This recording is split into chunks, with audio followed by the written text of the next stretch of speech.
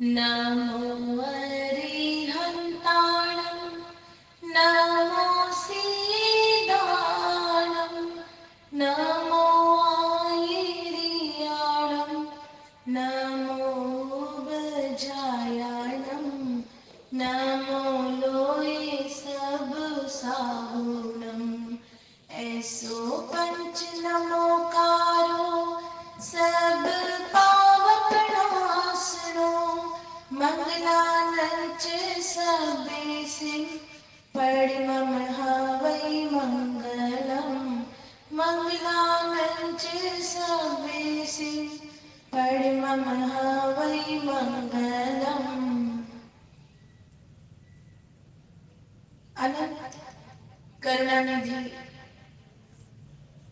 वात्सल्य वारिधि सिद्धांत पारगामी धर्म के स्वरूप को स्पष्ट दर्शाने वाले वीतराग भगवान महावीर स्वामी को भाव से वंदन।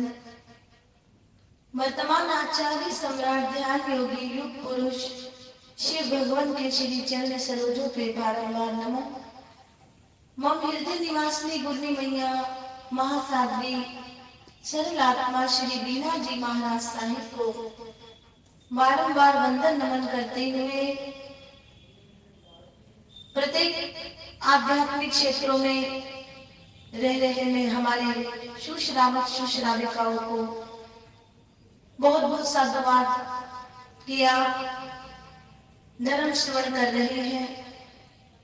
वीतराग भगवान की वाणी है, प्रशस्त मार्ग को ये आत्मा ग्रहण करे, यही हमारा धर्म है। आज आपके समक्ष पांचवा पर्युषण पर्व आ रहा है और इस पांचवें पर्युषण पर्व में कल आपने चौथी वाचनी को श्रवण किया और आज पांचवी वाचनी को श्रवण करेंगे। वीतराग भगवान की वाणी सुधर्मा स्वामी बड़े ही विनम्रता से अपने सुशिष्य अंतेवासी जम्मू स्वामी जी को फरमाते हैं और किस प्रकार से जम्मू स्वामी जी भी प्रश्न करते हैं। कल आपने श्री कृष्ण वासुदेव जी की पटरानियों का वर्णन श्रवण किया। आज इस अंतकृत शास्त्र में जो वीतराग भगवान की वाणी है और सुधर्मा स्वामी जी कृपा कर रहे हैं, फरमा रहे हैं और जम्मू स्वामी जी प्रश्नों के माध्यम से हमारे भी मस्तिष्क में ज्ञान का आलोक कर रहे हैं। लीजिए सुनिए। जम्मू स्वामी कहते हैं, हे भगवान, पांचवें वर्ग का भाव सुना। अब छठे वर्ग में श्रवण भगवान महावीर ने क्या भाव कहे हैं, जो कृपा कर कहिए। सुधर्मा स्वामी जी फरमाते हैं, हे जम्मू, श्रवण भगवान महावीर स्वामी ने छठे वर्ग के 16 अध्याय कहे हैं। 16 अध्याय जो इस प्रकार है: मंकाई, किमकम, मुदगरपाणी, काश्यप, शेमक, धृतिधर, कैलाश, हरिचंदन, वारदत्त, सुदर्शन, पूर्णभद्र, सुमनभद्र, सुप्रतिष्ठ, मेघ कुमार, अतिमुक्त कुमार एवं अलक्ष राजा। 16 अध्याय है। हे भगवान, जम्मू स्वामी पूछते हैं, श्रवण भगवान महावीर ने छठे वर्ग के 16 अध्याय कहे हैं, तो प्रथम अध्याय का क्या अर्थ बताया है? जम्मू स्वामी जी के पूछने पर सुधर्मा स्वामी जी फरमाते हैं, हे जम्मू, उस काल उस समय में राजगृह नामक नगर था। महागुणशीलक नामक चैत्य यानी कि एक उद्यान था, बागीचा था। वहां श्रेणिक राजा राज्य करते थे।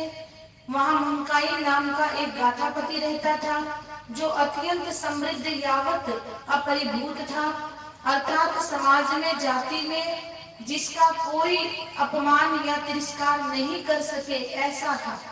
उस काल उस समय में धर्म की आदि करने वाले श्रवण भगवान महावीर गुणशीलक उद्यान में, बागीचे में यावत पधारे। प्रभु का आगमन सुनकर जन परिषद दर्शनार्थ एवं धर्मोपदेश श्रवणार्थ प्रभु के समूह शरण में पहुंची। बोले वितराग भगवान महावीर स्वामी की जय। तब वहां मंकाई गाथापति बड़े व्यापारी भी भगवती सूत्र में वर्णित गंगदत्त के वर्णन के समान भगवान के दर्शनार्थ एवं धर्मोपदेश सुनने के लिए अपने घर से निकला। भगवान ने धर्मोपदेश दिया, जिसे सुनकर मंकाई गाथापति संसार से विरक्त हो गया।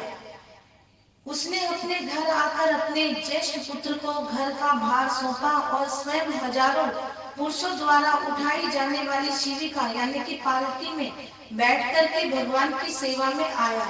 यावत वह अनगार हो गया, ईर्ष्या आदि समितियों से युक्त एवं गुप्तियों से गुप्त ब्रह्मचारी बन गया।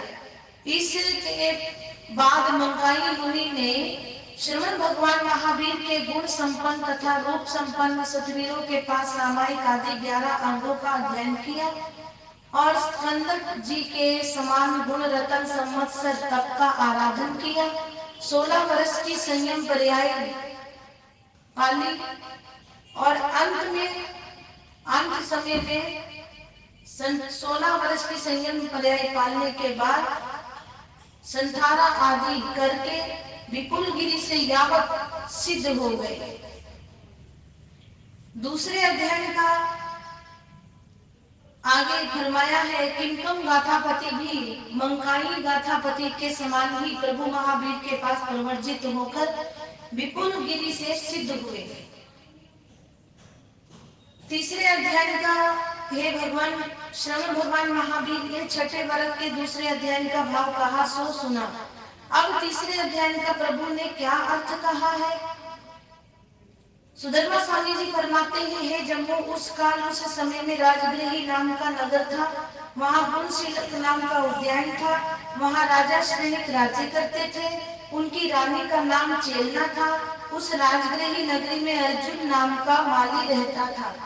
वे अपने समाज में संपन्न तथा अपरिभूत तथा उसकी पत्नी का नाम बंधुमती था, जिसके हाथ पैर सुकोमल थे। उस अर्जुन माली का राजगृह के बाहर एक बड़ा फूलों का बागीचा था। वे बागीचा नीले एवं सघन पत्तों से आच्छादित यानी कि ढका हुआ था। आकाश में चढ़ी घनघोर घटाओं के समान श्याम कांति से युक्त प्रतीत होता था। उसमें पांचों वर्णों के विविध फूल खिले हुए थे। वे बागीचा इस भांति हृदय को प्रसन्न एवं प्रफुल्लित करने वाला एवं बड़ा दर्शनीय था।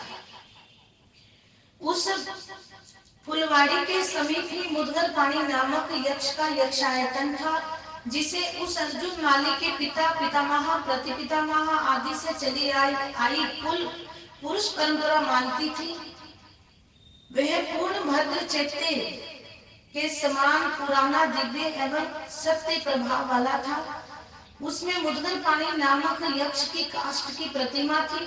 उसके हाथ में 1000 पल परिमाण वर्तमान तोल के अनुसार लगभग 62.5 सेर, तदनुसार लगभग 62.5 सेर और 56 किलो भार वाला लोहे का एक मुदगर था। अतः उसे मुदगर पाणी कहते थे। वह अर्जुन अली बचपन से ही उस मुदगर पाणी यक्ष का भक्त था, उपासक था। प्रतिदिन बांस की छाबड़ी लेकर वह राजगृह नगर से बाहर स्थित अपनी उस फुलवाड़ी में जाता और फूलों को चुन चुन कर एकत्रित करता था।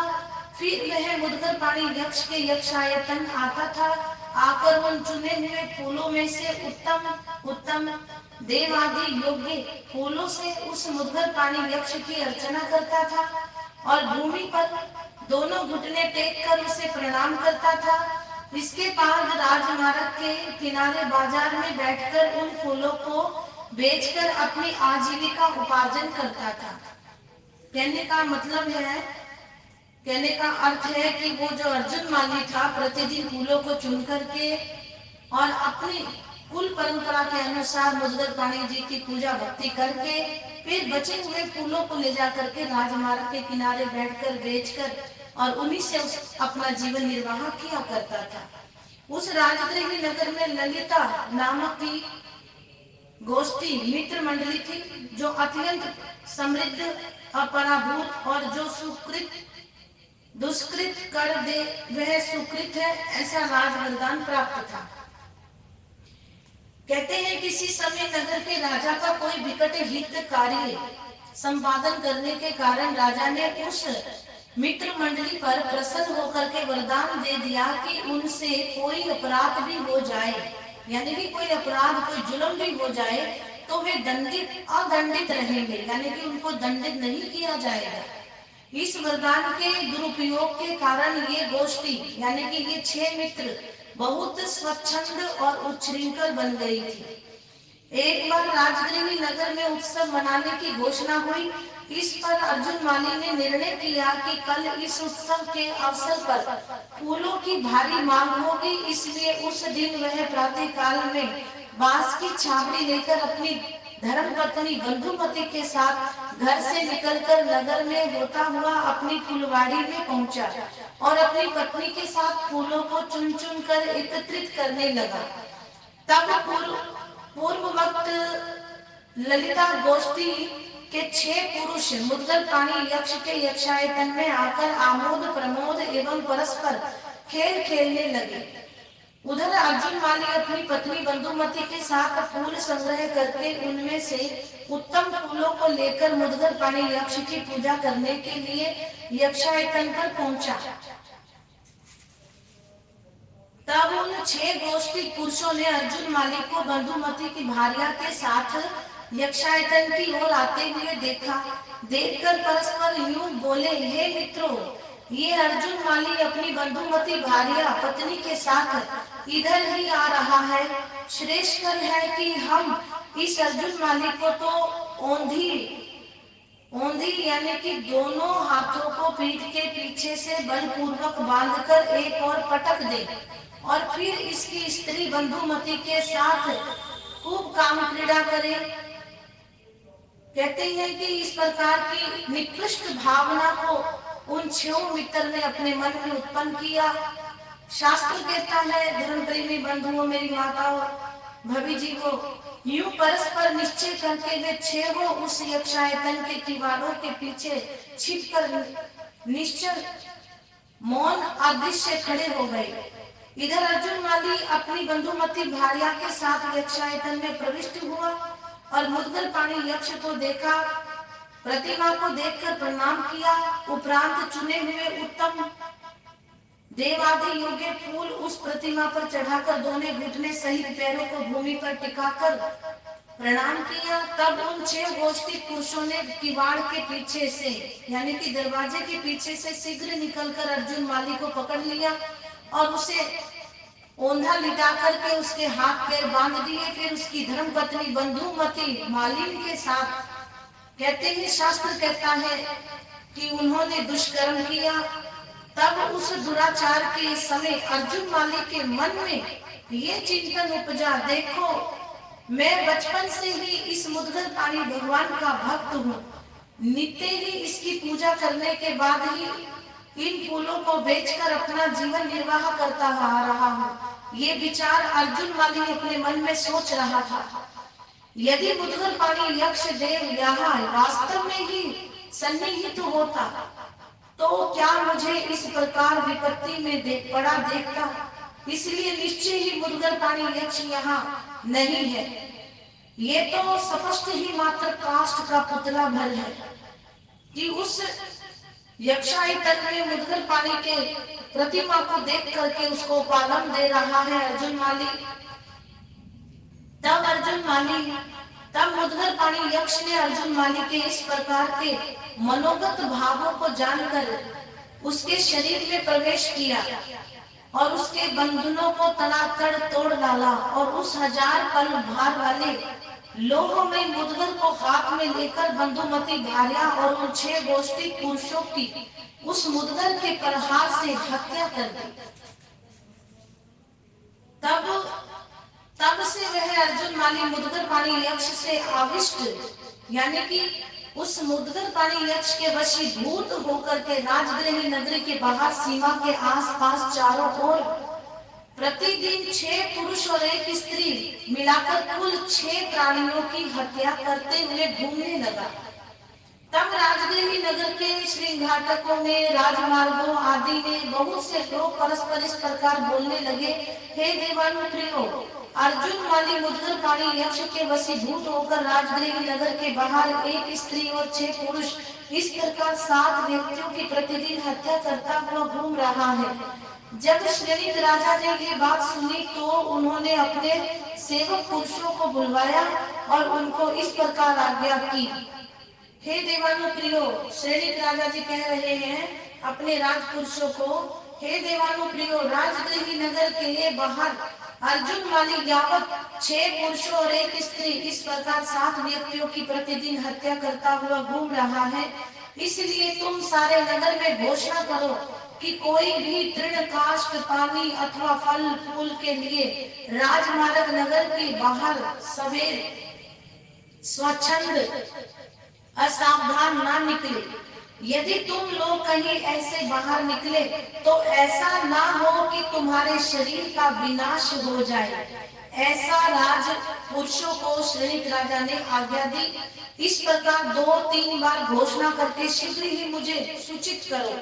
इस प्रकार राजा आज्ञा पाकर राज सेवकों ने राजगृह नगरी में घूम घूम कर उपर्युक्त राजा की दूसरी तीसरी बार भी घोषणा की और घोषणा करके राजा को पुनः सूचित कर दिया। वहां राजगृह नगरी में सुदर्शन नाम के सेठ रहते थे, जो धनाढ्य अपराभूत थे। वे श्रवणोपासक भी थे और जीव अजीव आदि 9 तत्वों के ज्ञाता यावत श्रवणों को प्रति लाभ देने वाले थे।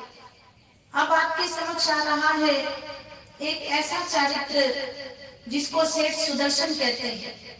गौर से और श्रद्धा से सुनना, इनकी श्रद्धा, इनकी आस्था का बल कैसा था। धर्म प्रेमी बंधुओं, भवी जीवों, शास्त्र सुनने का अर्थ यही होता है कि हम शास्त्र इस प्रकार से सुने ताकि हमें आत्मसात हो जाए। उस काल उस समय श्रवण भगवान महावीर स्वामी राजगृह पधारे और बाहर उद्यान में ठहरे। राजगृह नगर के श्रृंघाटक, राजमार्ग आदि स्थानों में बहुत से नागरिक लोग परस्पर इस प्रकार कहने लगे, हे देवानुप्रियो, श्रवण भगवान महावीर स्वामी यहाँ पधारे हैं। बोल विकराल भगवान महावीर स्वामी की जय।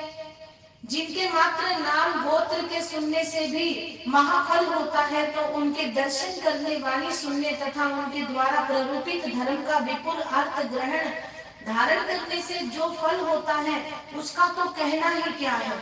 लोग आपस में इस प्रकार की बातें कर रहे हैं वितराग भगवान महावीर स्वामी की श्रद्धा में श्रद्धान्वित होकर। वे तो अवर्णनीय है, महाफल वाला है। वीतराग भगवान की प्रशंसा कर रहे हैं, उनके दर्शनों के भाव रख रहे हैं। आगे क्या कहते हैं, आगमकार कहते हैं, तब इस प्रकार बहुत से नागरिकों के मुख से भगवान के पधारने का समाचार सुनकर उस सुदर्शन सेठ के मन में इस प्रकार चिंतन उत्पन्न हुआ, निश्चय ही श्रवण भगवान महावीर नगर में पधारे हैं और बाहर गुणशीलक उद्यान में विराजमान है, तो मैं जाऊं और उन श्रवण भगवान महावीर को वंदन नमस्कार करूं। ऐसा सोचकर वे अपने माता पिता के पास आए और हाथ जोड़कर इस प्रकार बोले, निश्चय ही हे माता पिता, श्रवण भगवान महावीर स्वामी नगर के बाहर उद्यान में विराज रहे हैं, अतः मैं चाहता हूँ कि वहां जाऊं, उन्हें वंदन नमस्कार करूं, उनकी परिउपासना करूं, आप अनुज्ञा दीजिए।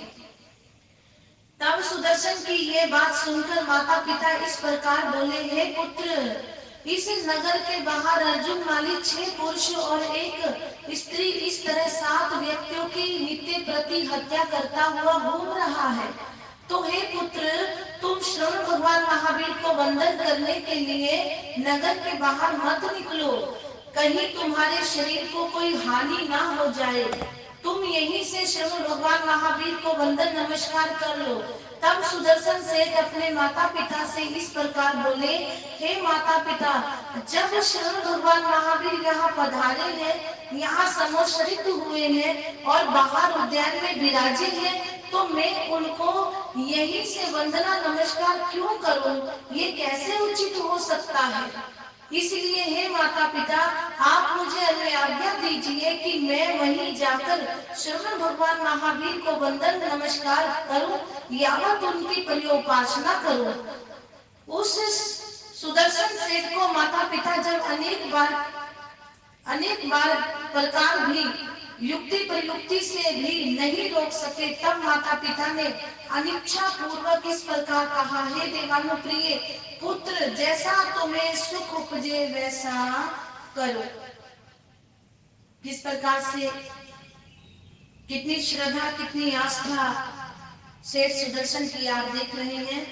तब सुदर्शन सेठ ने माता पिता से आज्ञा प्राप्त करके स्नान किया और धर्म सभा में प्रवेश योग्य शुद्ध वस्त्र धारण किए। फिर अपने घर से निकले और पैदल ही राजनगर के बीचों बीच चलकर मुद्गल पानी यक्ष के यक्षायतन के ना अति दूर ना अति निकट से होते हुए गुणशील उद्यान की ओर, जहाँ श्रवण भगवान महावीर विराजे थे, जाने लगे। कहते हैं कि उस समय क्या घटना घटी। तेनक से मुद्गल पानी जखे सुदर्शनम समनोवासाई, कहते उस मुद्गल पानी ने सुदर्शन सेठ को, श्रवणोपासक को आते देखा। तब सुदर्शन सेठ को अपने यक्षायतन के पास से निकलते हुए देखकर वे मुद्गल पानी यक्ष बड़ा क्रुद्ध हुआ। उस 1000 पल के वजन लोहे वाले मुद्गल को घुमाते हुए, उछालते हुए उसकी ओर आने लगा। कौन? मुद्गल पानी, अर्जुन मल्लिक। तब उस क्रुद्ध मुद्गल पानी यक्ष को अपनी ओर आता हुआ देखकर वे सुदर्शन श्रवणोपासक मृत्यु की संभावना से किंचित भी भय, त्रास, उद्वेग तथा शोक को प्राप्त न होते हुए उनका हृदय तनिक भी विचलित अथवा भ्रांत नहीं हुआ। उन्होंने निर्भय होकर के अपने वस्त्र के आंचल से भूमि का प्रमांजन किया और मुख पर उत्तरासन धारण किया, अपने मुख को मर्यादा से ढका। फिर उत्तर पूर्व दिशा की ओर मुंह करके उत्तर बाएं घुटने को ऊंचा, दाएं को नीचा करके बैठ गए और मस्तक पर अंजलि संपुट यानी कि हाथ जोड़ करके मस्तक पर लगाया, रख कर इस प्रकार बोले, नमस्कार हो अरिहंत भगवान होकर के यावत मोक्ष प्राप्त सिद्धों को, कि नमस्कार हो अरिहंत भगवान को होकर के मोक्ष प्राप्त सिद्धों को, नमस्कार हो श्रवण यावत मुक्ति पाने की कामना वाले प्रभु महावीर को। मौत सामने खड़ी है और सेठ सुदर्शन क्या कर रहे हैं? नमस्कार कर रहे हैं वीतराग भगवान को और सिद्ध भगवान को। थोड़ी सी इस प्रसंग से हमने शिक्षा लेनी है कि मौत ने तो आना ही है, मुश्किलों ने तो जब आना है तब आना ही है, लेकिन इस बार के इस शास्त्र से आपने शिक्षा लेनी है कि जब भी कोई उपद्रव आपके जीवन में आए, जब भी कोई संकट आए, लेकिन अरिहंतों की शरण को कभी भी ना छोड़े। इतनी ज्यादा श्रद्धा आपके अंदर होनी चाहिए। कैसी? जैसी सेठ सुदर्शन जी दिखा रहे हैं। यूं मोक्ष प्राप्त तथा मोक्षगामी अरिहंतों को 2 नमोथुनम देकर मैंने पहले श्रवण भगवान महावीर के पास स्थूल प्राणातिपात का लाभ जीवन के लिए प्रत्यक्षान किया, स्थूल मृषावाद, स्थूल अदत्तादान का प्रत्यक्षान किया, सब द्वारा संतोष और इच्छा परिमाण रूप स्थूल परिग्रह वीरमन व्रत या जीवन ग्रहण किया। अब उन्हीं भगवान महावीर स्वामी की निष्ठा में सर्व प्राणातिपात, सर्व मृषावाद, सर्व दत्तादान, सर्व मैथुन और सर्व परिग्रह का याव जीवन प्रत्यक्षान करता हूँ। सर्व क्रोध, मान, माया, लोभ यावत मिथ्या दर्शन, शल्य तक 18 पापों का जीवन पर्यंत के लिए प्रत्याख्यान करता हूँ।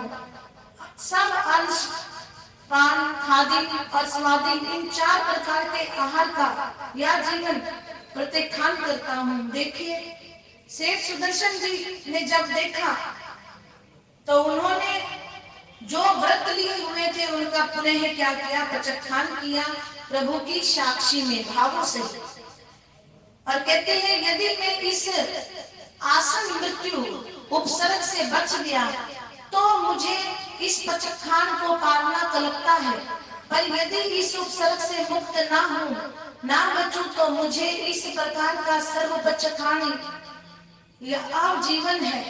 इस विधि से सुदर्शन सेठ ने सागारी परिमा अनशन तप संखारा धारण कर लिया।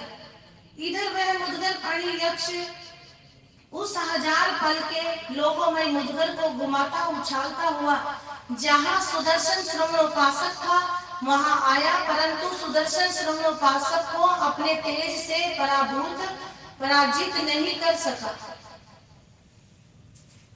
और आगे क्या कहा?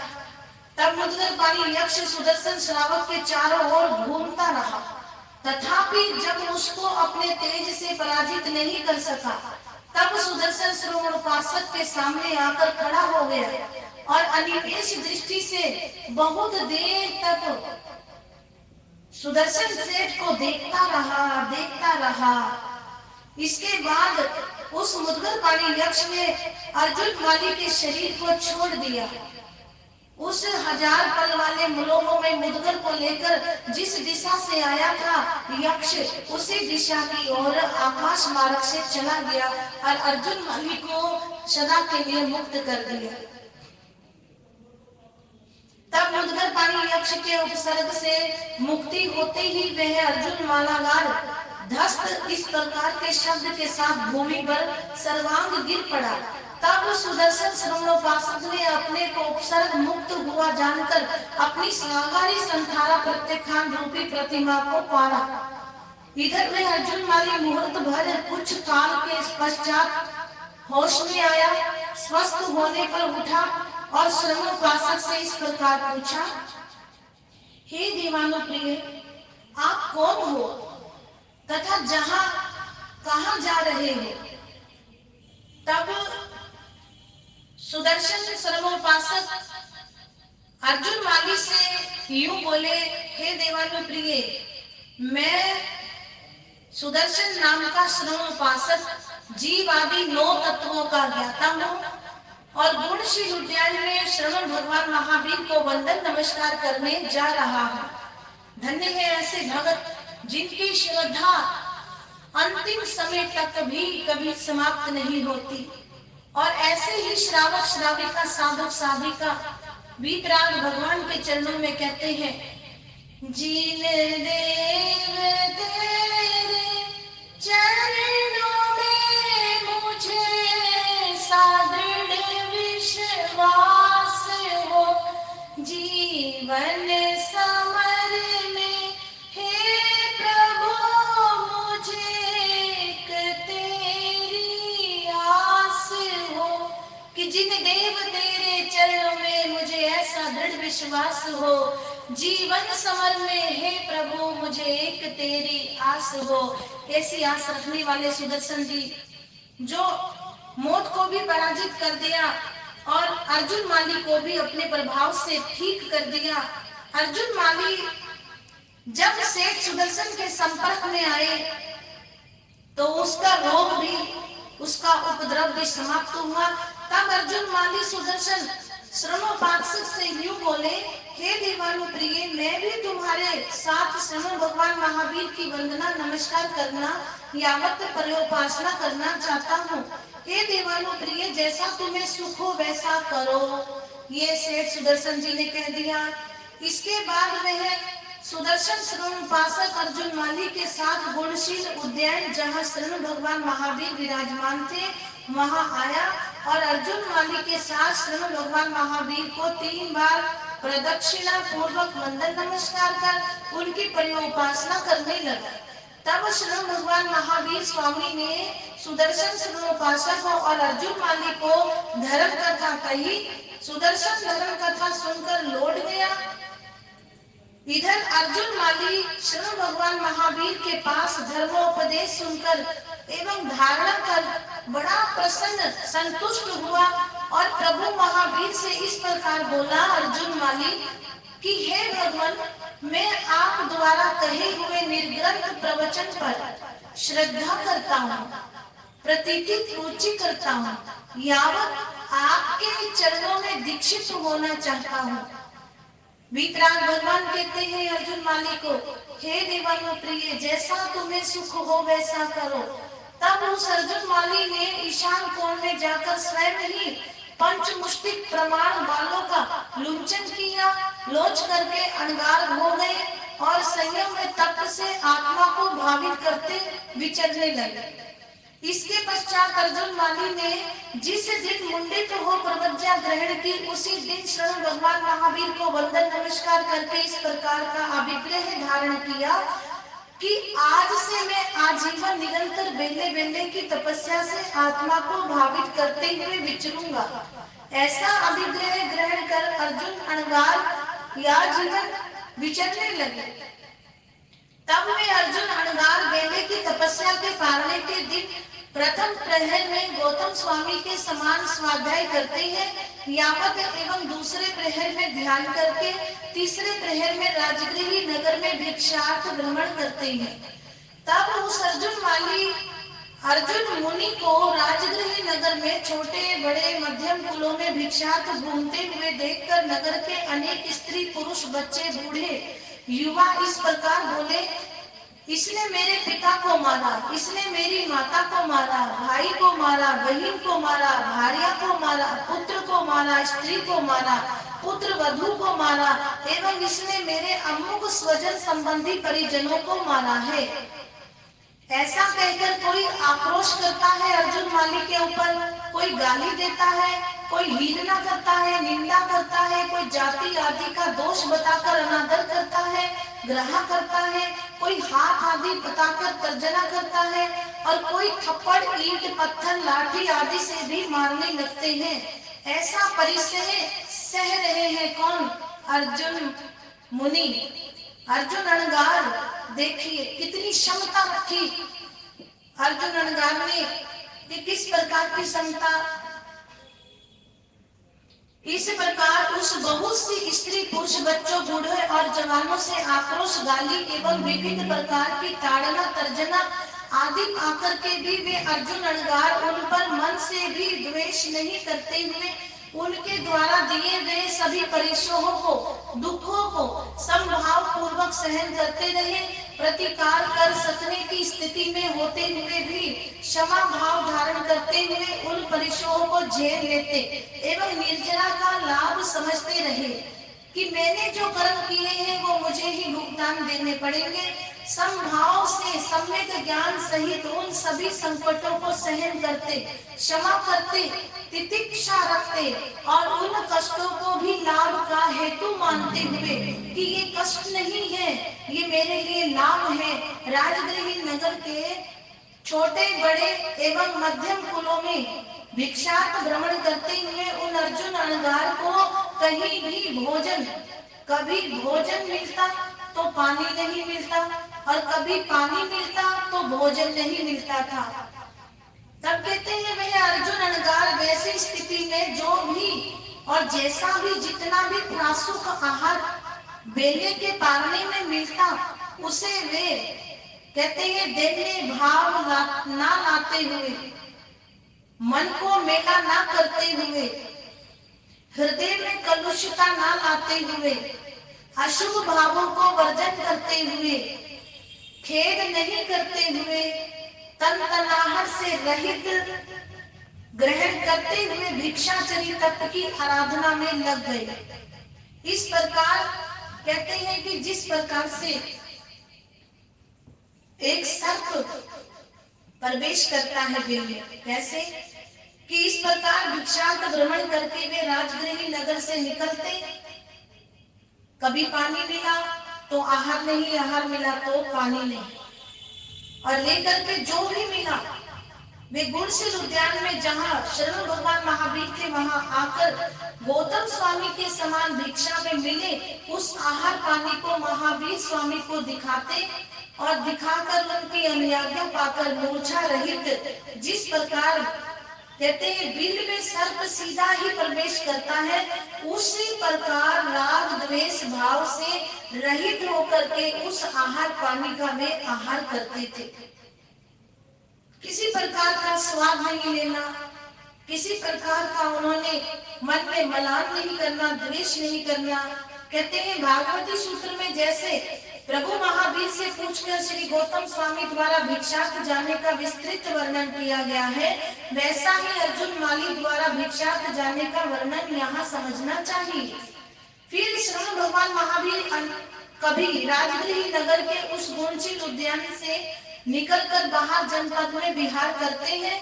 उस अर्जुन मुनि ने उस उदार विपुल पर्यटन और पवित्र भाव से ग्रहण किए गए महालाभकारी विपुल तप से अपनी आत्मा को भावित करते हुए पूरे 6 महीने संयम पर्याय का पालन किया। धर्म प्रेमी बंधुओं, माताओं, बहनों, भव्य जीवों, अर्जुन माली ने 6 महीने बड़े शुद्ध भावों से संयम पर्याय का पालन किया। इसके बाद आधे मास की संलेखना से, संथारे से अपनी काया को झोंसकर 30 भक्त के अनशन को छेड़कर जिस कार्य के लिए संयम ग्रहण किया उसे सफल किया। वे अर्जुन अनगार यावत सिद्ध हो गए। अर्जुन अंगूठा छाप पर हार्दिक पश्चाताप, सिद्धि मिली 6 मास में समता के प्रताप। तो आज की ये 5वीं वाचनी श्री अंतगढ़ जी शास्त्र की आपके समक्ष रखने का गुरु जी महाराज साहब की कृपा से फिर से अवसर प्राप्त हुआ और आप सभी को भी ये 5वीं वाचनी घर बैठे ये सुनने को प्राप्त हुई। ये आपके पुण्य का फल है। आपके कर्मों की निर्जरा हो, हमें निर्जरा के मार्ग पर जाना है। जिस प्रकार आज आपने ये प्रसंग सुना, इस प्रसंग से आपने शिक्षा लेनी है कि श्रद्धा हो तो शेष सुदर्शन जैसी, और दृढ़ता हो और समता हो तो अर्जुन माली अणगार जैसी, कि किस प्रकार उन्होंने 6 मास में ही अपने कर्मों को क्षय किया, सिद्ध हुए, बुद्ध हुए और मुक्त हुए, सिद्ध गति को प्राप्त किया। ऐसे मन के सरल बनना हमारा धर्म है। मन से सरल बनिए, वाणी से सरल बनिए। महापर्व पर्यूषण की लाख लाख बधाई को स्वीकार कीजिए और आप घर बैठ करके ज्यादा से ज्यादा महामंत्र नवकार का जप करें। औषध व्रत सामायिक संध्या, इस पर्यूषण पर्व में आपको घर बैठे ही धर्म का लाभ मिल रहा है। ये आपकी पुण्यवानी है। सुश्रावक सुश्राविकाएं हमारी सभी इस पुण्यवानी के भागी बन रहे हैं कि घर बैठ करके आप गुरु भगवंतों की वाणी को सुन रहे हैं। और मुझे भी गुरु जी महाराज साहब की कृपा से अवसर मिला कि आप तक में हिंदी की वाचनी श्री अंतगढ़ जी शास्त्र की पहुंचाने का लाभ लूं। बहुत बहुत साधुवाद देती हूँ हमारी गुरु कृपा सेवा सोसाइटी को, जिनके माध्यम से ये प्रवचन आपके घर तक, आपके हृदय तक और आपके हाथों तक क्या हो रहा है, पहुंच रहा है। जय महावीर।